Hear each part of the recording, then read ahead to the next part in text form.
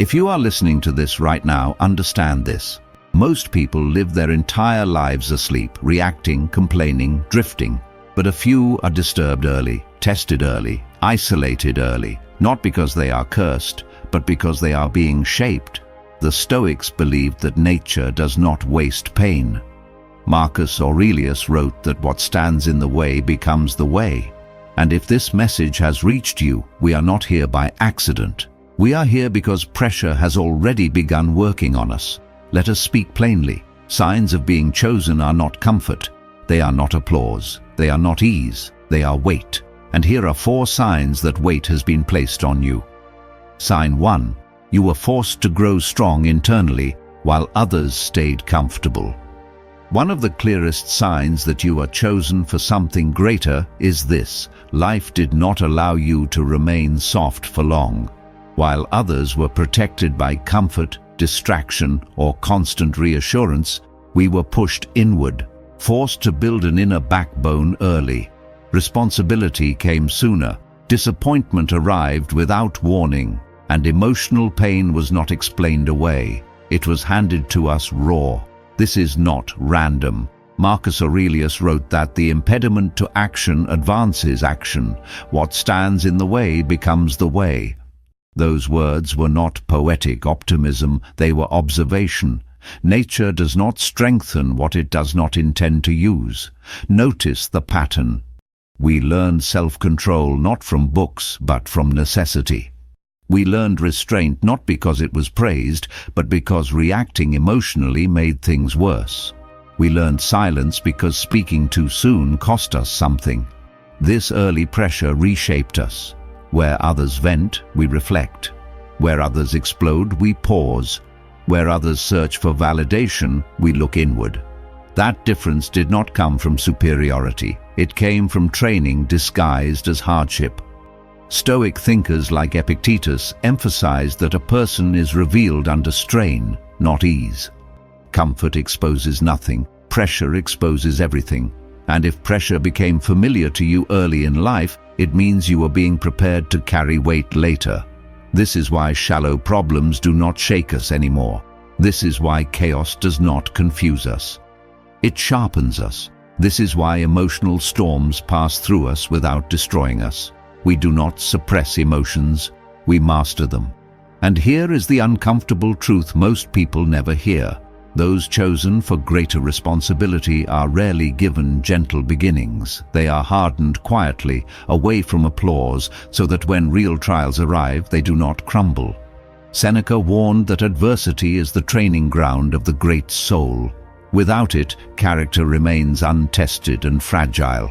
If you feel older than your age, calmer than your environment, and emotionally detached from petty drama, it is not because something is missing in you, it is because something has been forged. We were taught early that peace does not come from control over others, but control over ourselves. That lesson alone separates the ordinary from the prepared. So if you ever wondered why life demanded maturity from you before you felt ready, understand this clearly. It was not punishment. It was positioning. And those who are positioned early are rarely meant to live small lives. Sign 2. You became emotionally independent while others still need external validation. Another powerful sign that you are chosen for something greater is this. You no longer rely on people, praise, or approval to feel stable within yourself. This did not happen because life was kind to you. It happened because life repeatedly removed what you leaned on. At some point, reassurance stopped coming. Support became inconsistent. People you expected to stand firm proved unreliable, and instead of collapsing, something in you adapted. You learned how to stand without emotional crutches. This is rare. Most people build their identity on reactions, likes, compliments, agreement, attention. Remove those, and they panic. But we learned, often painfully, that emotional survival requires inner structure. That lesson reshaped us permanently. Epictetus taught that if we place our peace in anything outside our control, we become its slave. Approval is outside our control. Recognition is outside our control. Other people's loyalty, moods, and intentions also outside our control. When life forced us to face this truth early, it stripped us down to what actually lasts. Now, notice how different we are. Silence no longer feels like rejection. Solitude does not feel like punishment. Being misunderstood does not trigger the need to explain ourselves. This emotional independence is not coldness, it is clarity. We feel deeply, but we do not bleed publicly. We reflect before reacting. We observe before responding. Marcus Aurelius wrote that true power lies in governing the mind, not the environment. Emotional independence is the living proof of that mastery. This is also why shallow connections no longer satisfy us. We seek alignment, not applause, depth, not noise, truth, not flattery, and when it is absent, we walk away without bitterness, because our sense of worth is no longer negotiable. Seneca noted that the wise person is self-sufficient, yet not isolated. That distinction matters. We do not reject people. We simply do not need them to remain whole. This is the mark of someone prepared to lead, to endure, and to carry responsibility without collapsing under loneliness. And here is the deeper meaning most never realize. Those meant to fulfill something significant must first learn to stand alone. Otherwise, they would bend under influence, fear disapproval, and compromise their values when tested. If you find that praise no longer intoxicates you, criticism no longer wounds you deeply, and silence no longer scares you, this is not emotional damage, it is emotional sovereignty. And sovereignty is never given casually. It is developed in those being prepared for something larger than themselves. We were not made independent to be distant. We were made independent so that when the time comes, we can act with integrity regardless of who is watching. Sign 3. Life keeps testing you with pressure, not comfort. Another unmistakable sign that you are being prepared for something greater is this. Life does not leave you alone for long. Just when things begin to feel stable, another test arrives. A new burden, a harder responsibility, a deeper form of pressure. While others seem to move through life protected by comfort and ease, we are shaped by resistance. At first this feels unfair. We ask why rest never lasts, why peace is always followed by another challenge, why our strength is constantly demanded while others are allowed to remain fragile. But over time, a pattern becomes impossible to ignore. Pressure is not breaking us, it is refining us. The Stoics understood this deeply. Musonius Rufus taught that hardship is not an obstacle to virtue, but the very material through which virtue is formed. Just as fire tempers steel, adversity tempers the mind. Those who are meant to carry weight must first be trained under it. Notice how our challenges are rarely small. We are tested emotionally, mentally, and morally. We are placed in situations where excuses would be easy, but integrity would be costly. We are asked to choose discipline over comfort, restraint over impulse, long-term strength over short-term relief. This is not random. Most people are protected from pressure. They are entertained, distracted, and softened. Their lives are designed to keep them comfortable enough to never question themselves. But those being shaped for something meaningful are treated differently. Comfort would make us weak. Ease would dull our edge. Seneca wrote that a person who has never been tested cannot know their own strength. We know ours, not because we sought hardship, but because hardship kept finding us. And each time, we survived. Not unchanged, but sharpened. This is why we now move differently. We do not panic under stress. We do not collapse when plans fail. We do not run when things become heavy. Pressure feels familiar to us, almost expected. Where others complain, we adapt.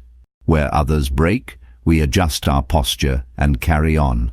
This quiet endurance is not accidental, it is earned. And it is the mark of someone being trained for responsibility rather than pleasure.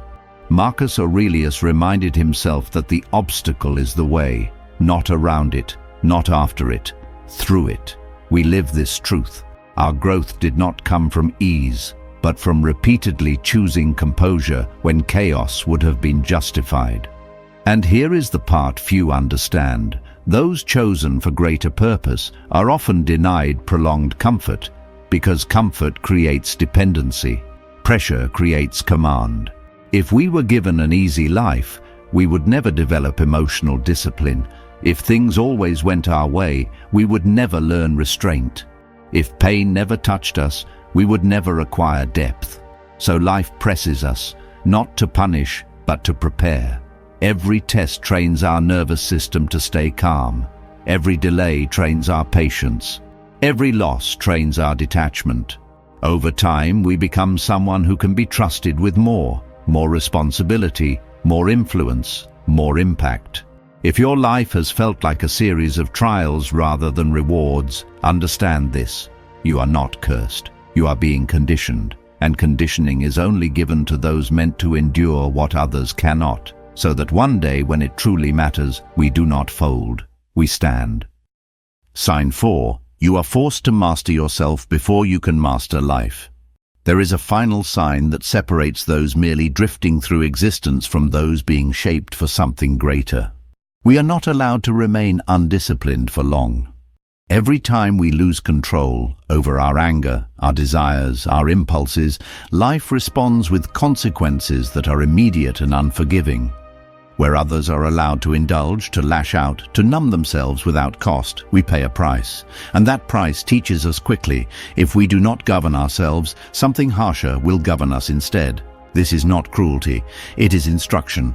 The Stoics understood that self-mastery is the highest form of power. Epictetus was clear: no one is free who is not master of themselves.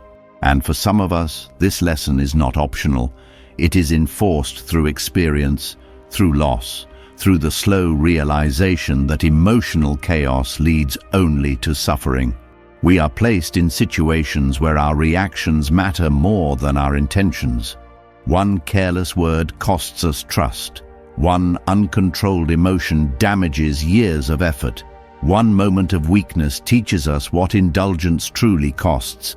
This is how we learn restraint, not through theory, but through consequence.